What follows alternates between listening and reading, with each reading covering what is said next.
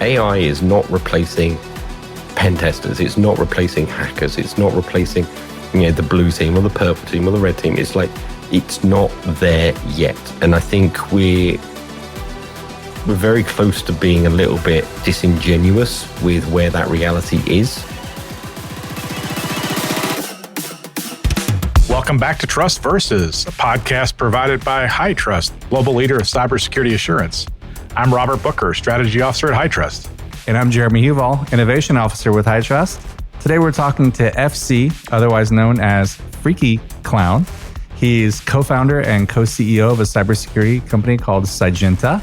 And he's an author of a book that I really liked called How I Rob Banks and Other Things, that focuses on his ethical hacking and ethical penetration testing, physical penetration testing specifically, where he, you guessed it, robs banks and breaks into buildings and helps companies figure out where their physical security weaknesses are. Yeah, and it's no secret to all of our friends that listen to Trust Versus that the topic of AI and AI security and AI risk management has been top of mind for us this year. It's a journey, Jeremy, you and I are both working on together with our work here at HighTrust, but also just a subject that is so fascinating and so interesting. And I think when we came to know of FC and you had read his book and knew of his reputation, he had this perspective on AI risk and how AI could, at least as we imagine the discussion, could really be an enabler for the attackers, for those that want to do bad to people, and something we really needed to have a handle on, which is, why it was great to have the conversation with him. And you had this conversation, and I think it was just fascinating as you explored the topic with him.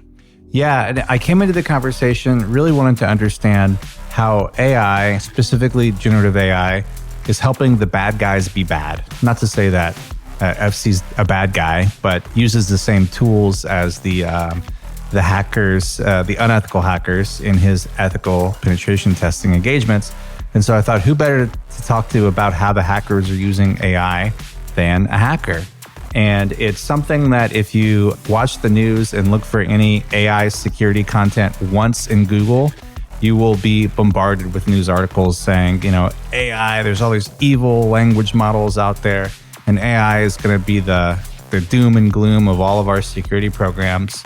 So we said, let's really understand how true that is and how accurate is that the AI, generative AI tooling is really becoming pervasive on the bad guys side of things.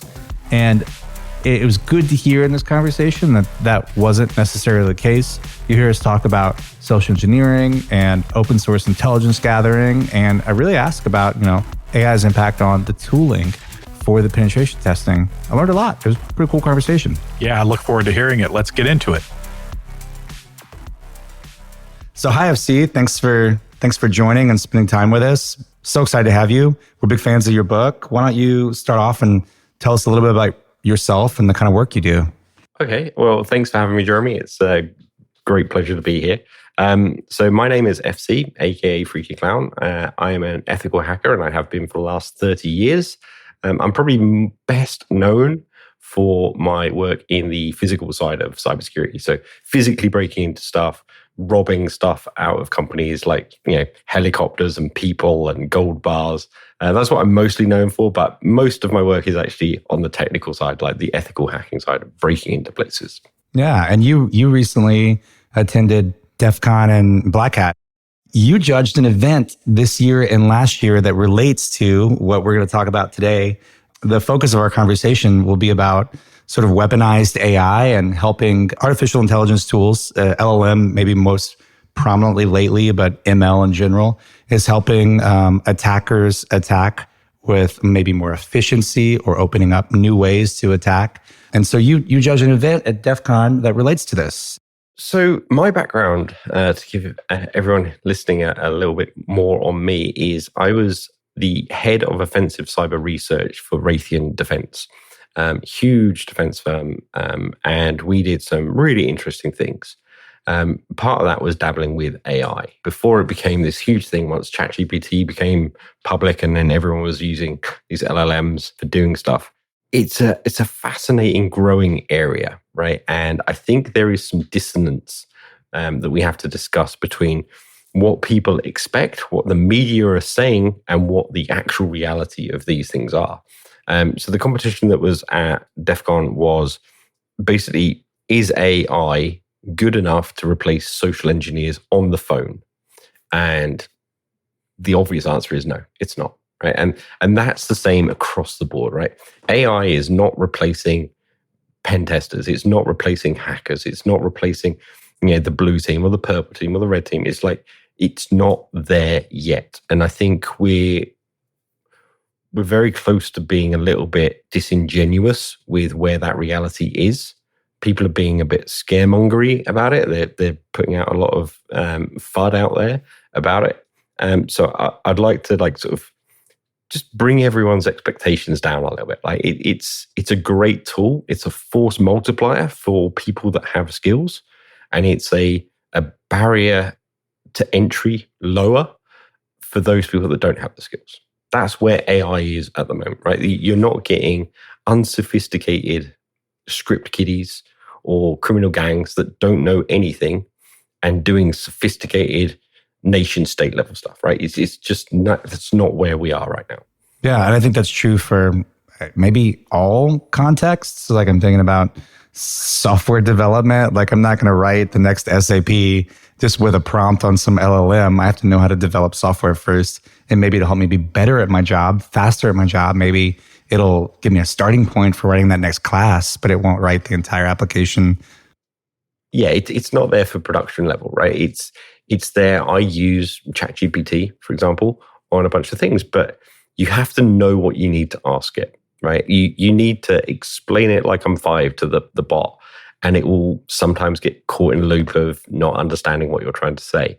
So yeah, I do use it, and I'm sure other hackers do use it as, I need a specific tool to do this particular thing. How do I do that? And it'll write your little Python code, and that'll be fine. If you try and do anything too complex, then it gets a little bit confused, and it can't do that. It's again, I'll probably say this more than once. It's a force multiplier for the knowledge that you already have. Yeah. Okay. So talk to us about Sygenta, your cybersecurity company. Sort of operates on three fronts, like a holistic cybersecurity.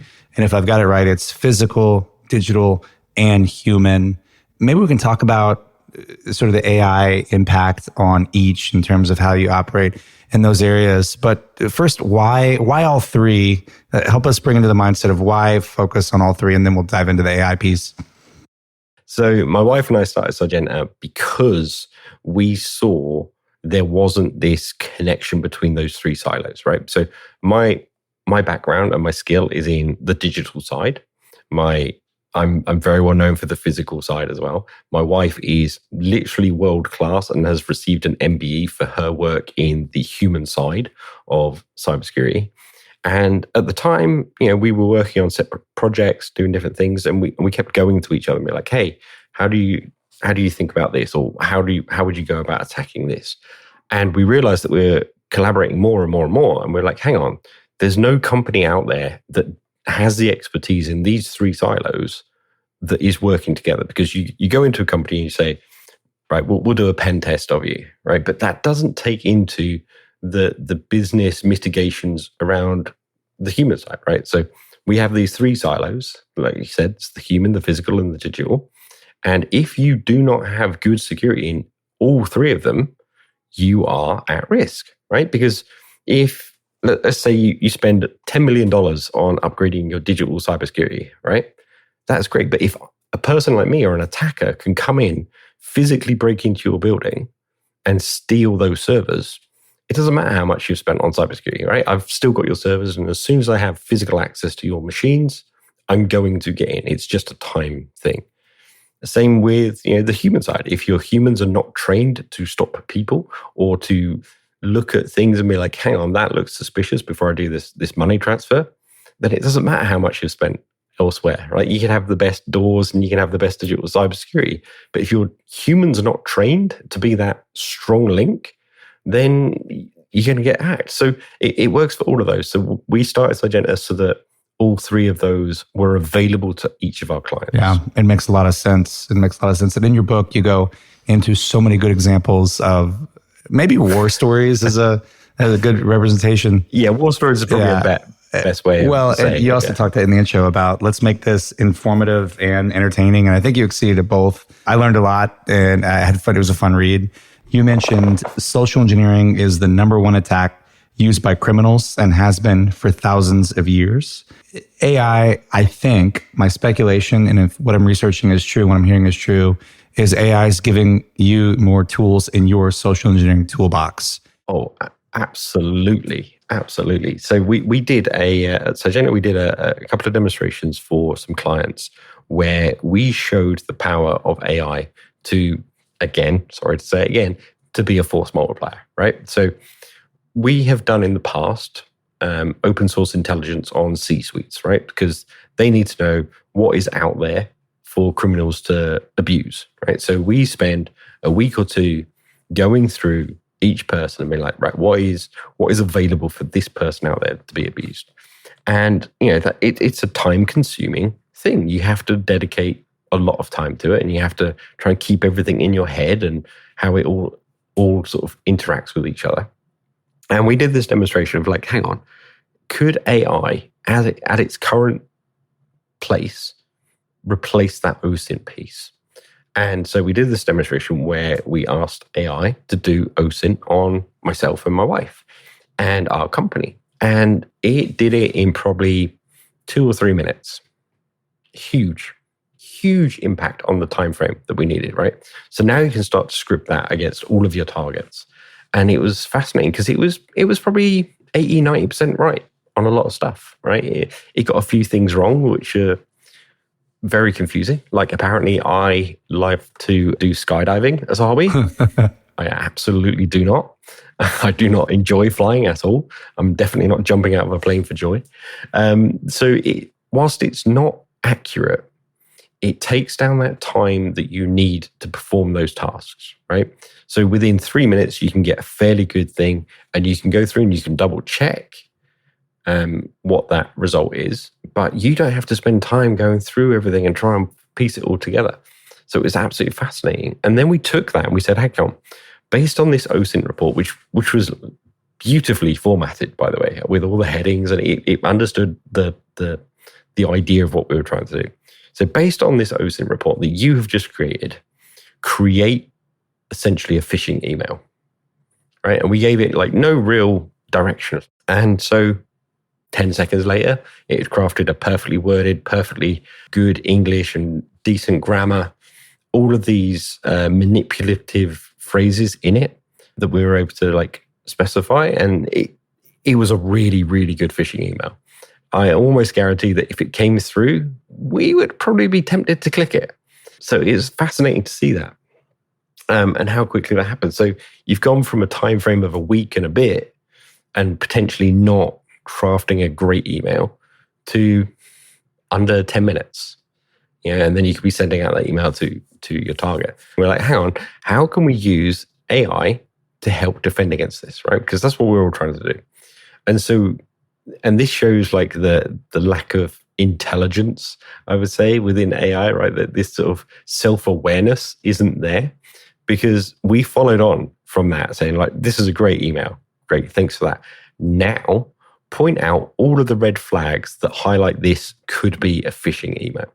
And it went through it, analyzed everything that it had written and said, this is a red flag, this is a red flag, this is a red flag. I suspect this is a phishing email. And we're like, well, you wrote it, so it shows that there's no intelligence there whatsoever. But it shows that it can be used to analyze something simple like a phishing email and just be like, is this potentially a spear phishing email? And it's a force for good and bad, right? It's like any tool that you write, whether or not it's used for bad things or good things, it's down to who's using it. Yeah, no, great point.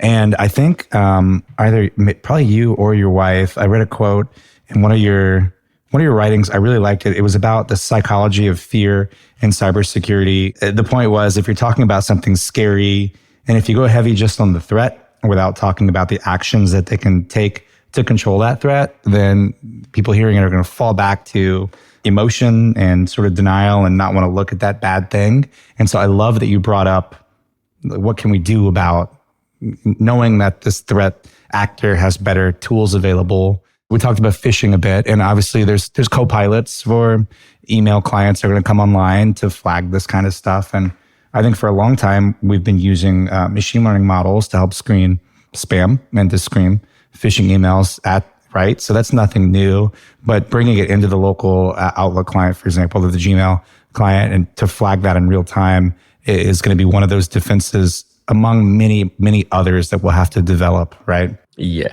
exactly. It's all about giving everyone more tools to help defend things. Because another thing my wife likes to say is, the right fish at the wrong time will catch anyone. Doesn't matter what other defenses.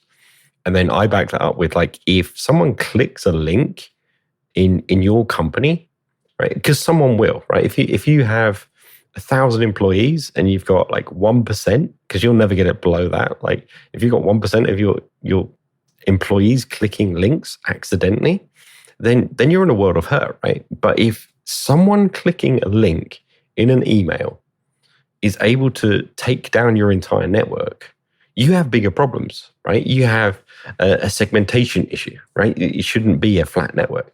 You have other controls that you need to put in place, because cybersecurity is all about layers of security, right? You can't rely on just one thing. We can't rely on an LLM embedded into Outlook to protect us from everything, because it won't, right? It cannot do that 100% security. It doesn't exist. So you have that layer, and then you have another layer, and then you have another layer, so that you're protected throughout your company. Yeah, no, great point. Great point. What about some of the other social engineering tools that are AI enabled? There's a lot of talk about deepfakes right now.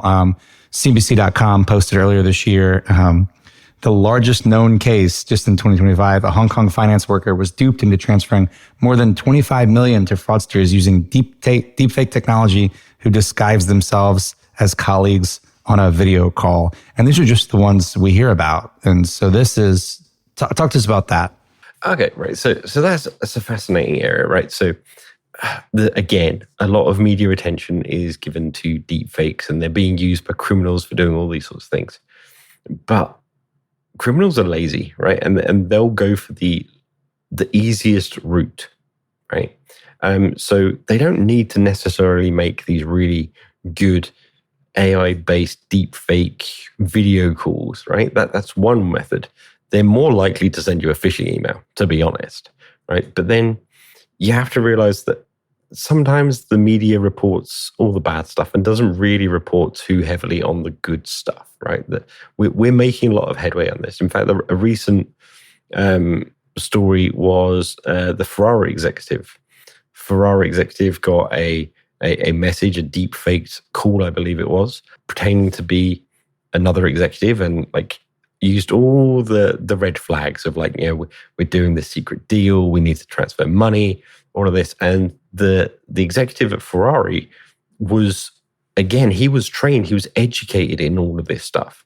And he felt that there were enough like beige or / red flags in this that he just simply asked the AI bot a really simple question, which was like, I just want to confirm it's you. So tell me what book you recommended that I read last week when we last spoke.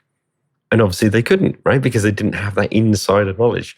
So this comes back to my wife's side, which is the human side, which is they are a really, really strong ally, right? There's no technical control that would have stopped that attack, right? So it relies heavily on the human being that point of, hang on, this doesn't feel right. We need to figure out a way of getting through this so that that isn't authentic. Right? Yeah, absolutely. And it's almost scary from an individual as well as from a corporate citizen. It seems AI voice generated phone calls, spam calls are on the rise, and there's a lot of FUD out there where some families now have safe words. Like if I get a call from grandma and she's been kidnapped and she's demanding a Bitcoin transfer, what's the safe word? Oh, you don't know it? I don't know that we should all go that far, but it's happening to some people. And it's one of those examples, to your point earlier, of there's a lot of media attention focusing on a lot of the bad and a lot of the what can go wrong, because we know if it bleeds, it leads. Sensationalism and bad things always sells papers. And people have to remember that. So like both social media and general media, their business is trying to make money. So it's in their in their sort of favor to drum up that fear and uncertainty and doubt in people because it sells more papers. Absolutely. Absolutely. And in terms of what we've talked about so far, none of these are really too sophisticated of attacks, which sort of indicates that unsophisticated attackers have a maybe more approachable tool set to pull these things off. Let's talk about the impact of sort of AI on maybe the more technical toolkit. So when I used to do pen testing so many years ago, like, I don't know, Metasploit was big and like SE Toolkit and stuff like that. Are there now AI plugins or AI modules to some of the Kali Linuxes of the world that are changing the way you operate? Not really. The reason for that is it's very hard to automate the gut feeling that you have when you're doing pen testing, right? And it's very easy to automate a bunch of other tests. So we don't realistically need a lot of AI help in that, right? You're either new to the whole thing and you don't know what you're trying to do. So you sort of fumble around a little bit. And so maybe you get to the stage where you're like, actually, I'm doing this constantly, so I'll automate that. And that automation doesn't necessarily require AI empowerment, right? And then when you get to the more senior level, you realize that automating things is probably not the best way either. You want to do slow, small, quiet attacks on things. And AI isn't particularly good at that either. So I'm not really seeing any real use for AI right now, right? Probably the best use I think you'll see at the moment is stuff like very specific AI models built for like pen testing. I'm not going to name a couple of the ChatGPT clones that pen testers are using, but there are a few out there, and they're pretty good. It's like, how do I use this tool to do this thing, right? Because if you use that on a general AI model, it'll say, I'm not allowed to tell you how you'd exploit this. But there are ones without those safeguards, and it will tell you how to do this exploitation. But again, you need to understand what it is that you're asking them. So we're not seeing it at the scale that people are worried about yet. And you said that vulnerabilities don't really change, haven't changed in 25 years. It's just the scale of those changes. Is it safe to say that AI is even increasing that scale of these changes? Yeah.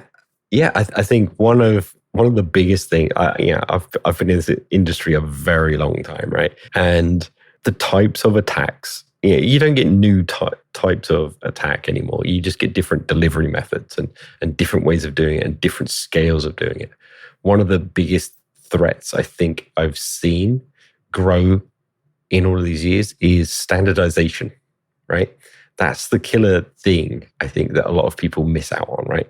Because back in the day, like, sort of the 80s, 90s, you would have some company that would have a crazy system that was bespoke to them, and it had everything was custom written for them, right? So unless you know about that specific use case or whatever it is they're using, that piece of hardware, that piece of code, there's no way you're getting into it. You can't spray the internet and go like, all right, find me all of these particular machines, because there's only 4, right? and then you move through time, and then like more and more standards come in, and they're like, okay, everyone's just using standard version of Linux. It's not customized in any way, and everyone's using the same ports, and everyone's using the same sort of connectors on these devices. So I know if I break into a building, I could probably plug a USB stick in.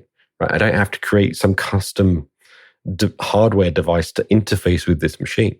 So it's a fascinating area. It really is. That I think standardization is the one thing that has hurt security on that scale. But yeah, I used to do IT audits of AS400 systems. I was about to bring those up. I almost used that as an example. Yeah.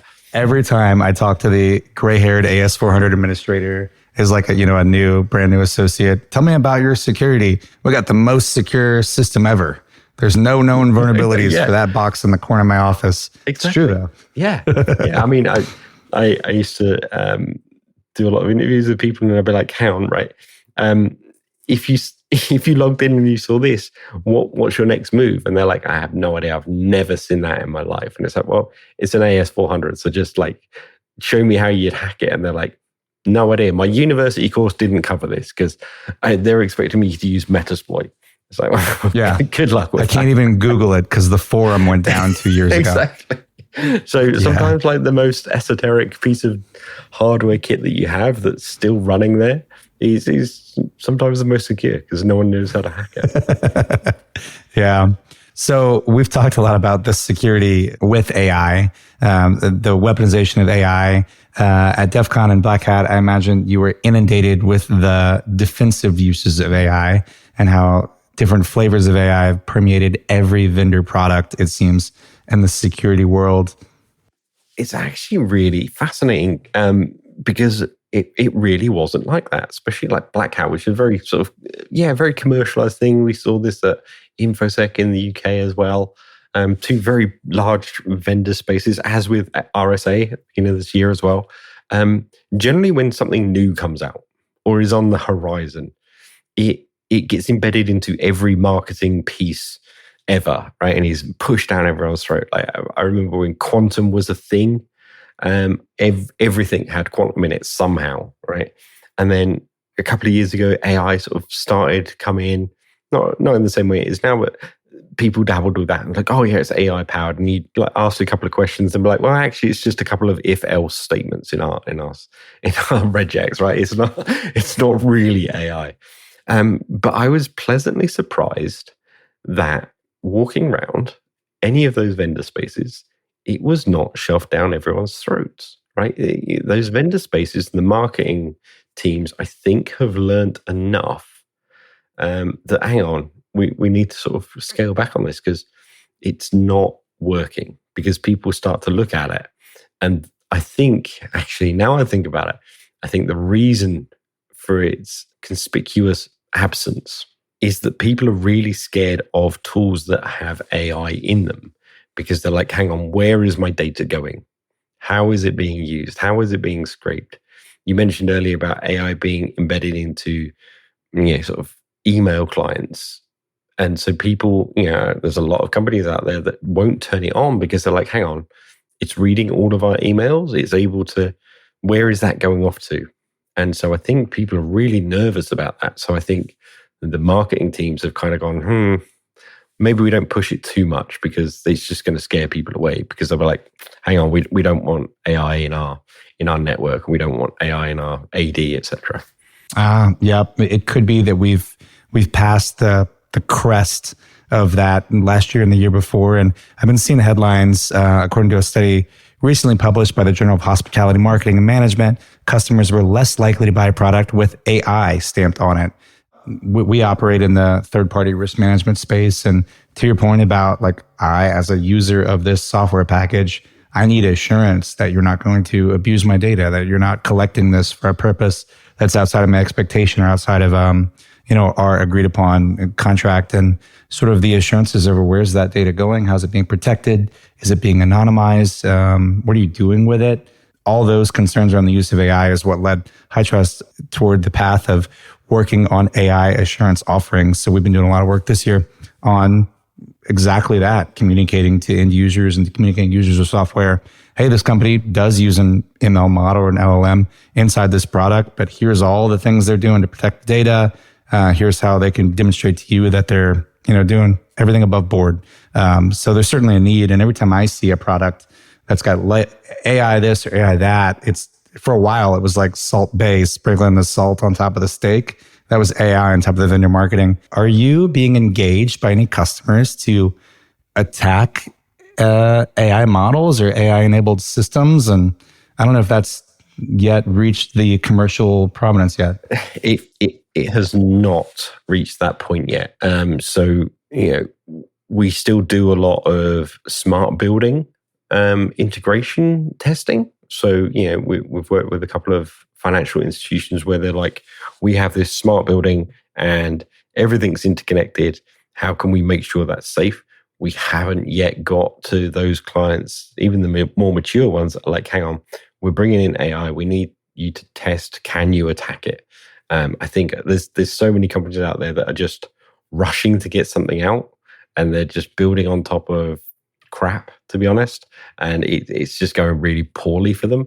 I don't think they've hit that maturity level of like, hang on, we need to test this before we put it out to the public. They just want to get it out there. And that's always a terrible idea. Well, yeah. And we know functionality often leads before security.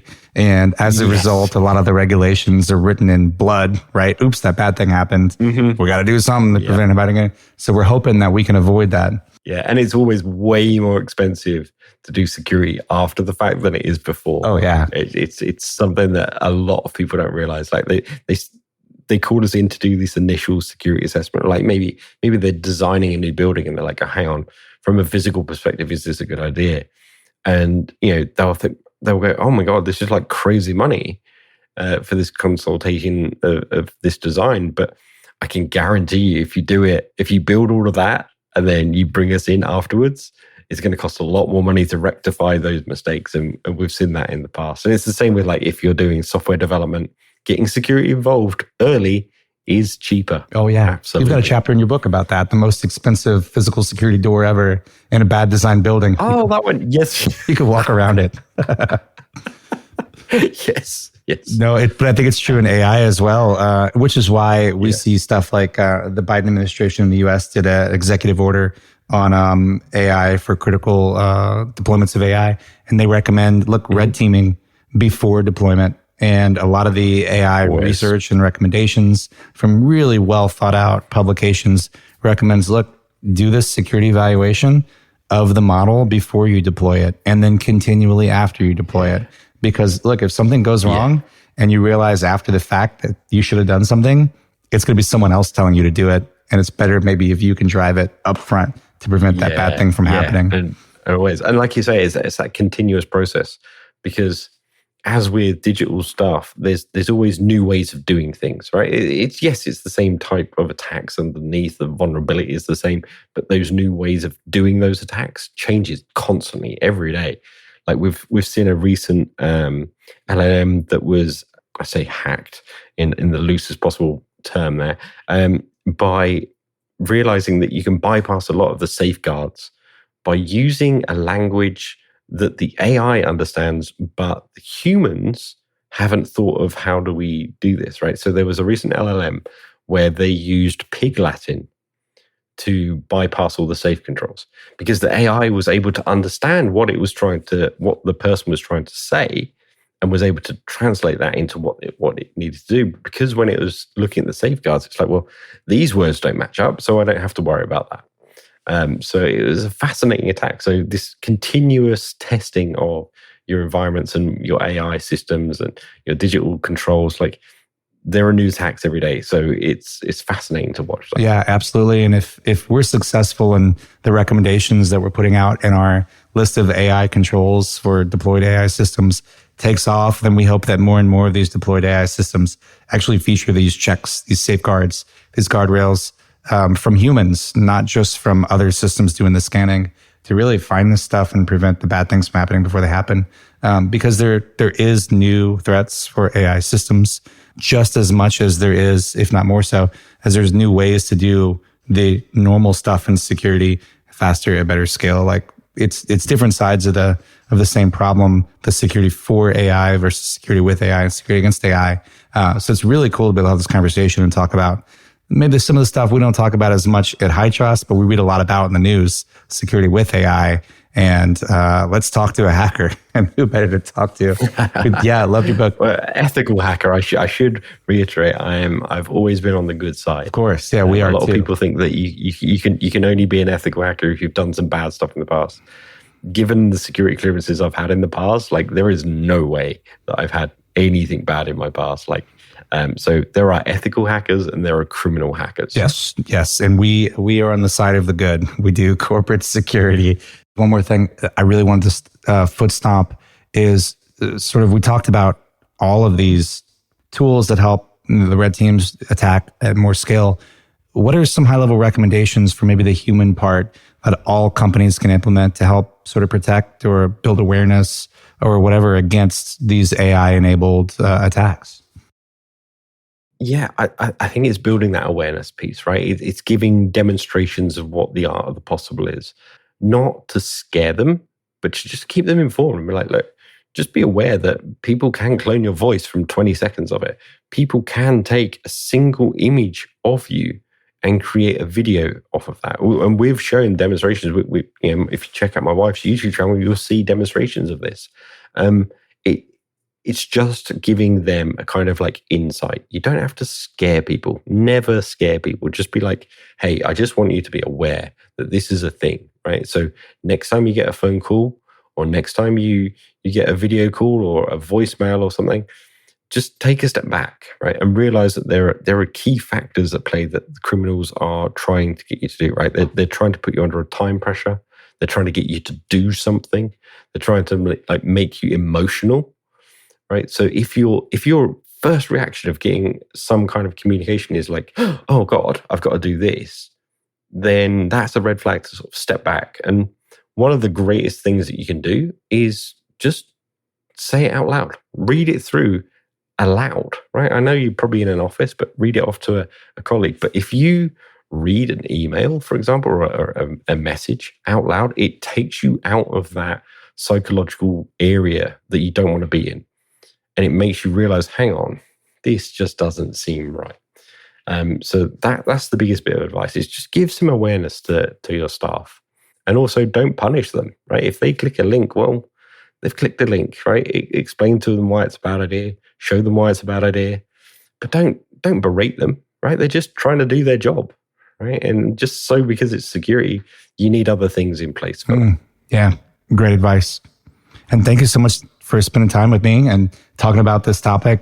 I wish I had 3 hours to talk to you. Big fan of your book, and thanks for all the work you're doing. And and this is really cool for me, so I really appreciate it. All right, thank you so much, Jeremy. It's been a pleasure to talk to you. Yeah, Jeremy, there was a lot there, and you guys had a rich conversation talking about the topic, and maybe not so much what AI is, but also what AI may not yet be. That's right. The tooling for everything that AI touches is sort of still in its infancy, right? Because it's really first generation on the Gen AI stuff, even though it's maybe third or fourth generation. But for a lot of us, it's the first iteration of us putting AI technology into our corporate platforms, and it's got a lot of room to grow and a lot of room to expand. And it sounds like that's sort of the case for the placement in the Bad Guys Toolkit.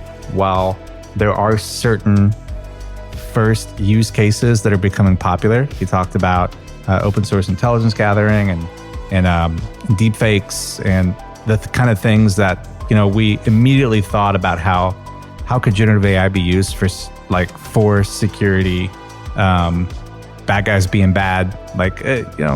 You hear about it all the time. Let's do spear phishing at scale. Let's write really customized, bespoke phishing emails at big scale using generative AI. And he mentioned that's becoming true, and that is true. But what's less true is the tooling inside of like the Kali Linux and the other hacker toolkits having like really integrated uses of generative AI. And that could change over time in the same way that kind of our corporate tooling may have more and more application of AI as it's been around longer and more and more people understand how to use it. And so I thought it was a good point in time kind of snapshot of how the Bad Guys tooling is and is not being affected by AI. But certainly this will all evolve and change, just like the entire AI landscape is evolving and changing. I'm still struck by the fact that AI, and specifically generative AI, just adds efficiency to the bad actor. It gives them tooling that they can become more efficient with. So I tend to think about the fact that social engineering continues to be a social activity. It requires some level of human engagement. Even if you gain access through a phish, you still have to gain a point of presence in the environment and move laterally in the environment. I mean, those things still require the criminal actors and the experts that are the bad people doing those types of things to operate, as we've talked about, like, for example, in our ransomware episode, other things like that.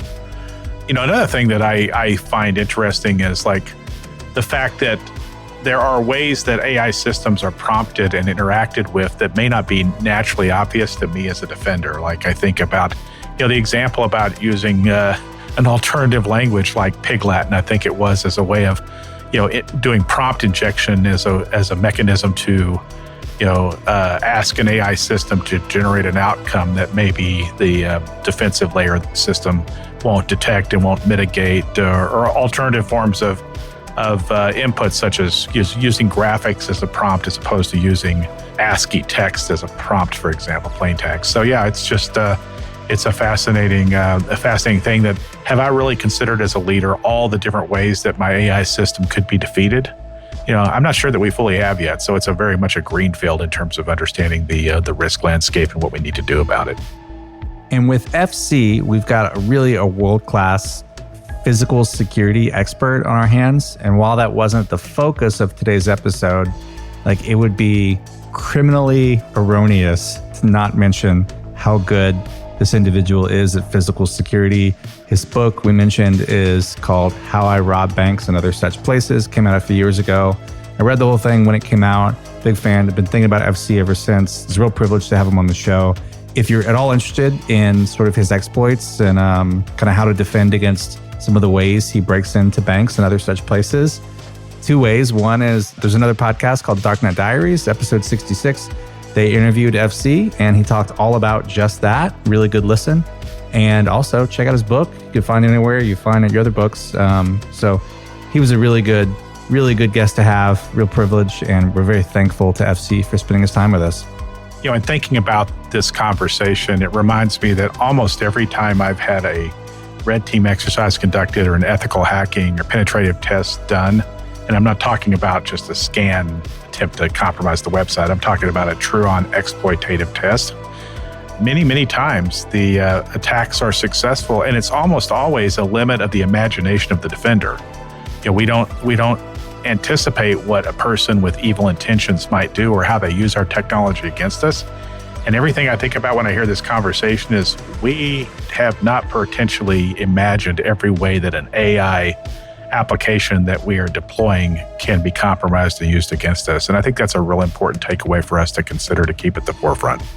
We really enjoy bringing this content to you. It continues to be some of the most enjoyable and interesting work that Jeremy and I both get to do in our journey to not only help the customers we serve with solid security programs, build good assurance programs and the like, but also just our opportunity to become smarter and more expert at understanding the space and the risk and the threat landscape that we all face. So glad you join us on this journey every few weeks. And we do ask and encourage you to give us a review and subscribe. Let us know you're out there and continue to give us feedback on the work we're doing here and the opportunity we have to become smarter together in our journey on trust.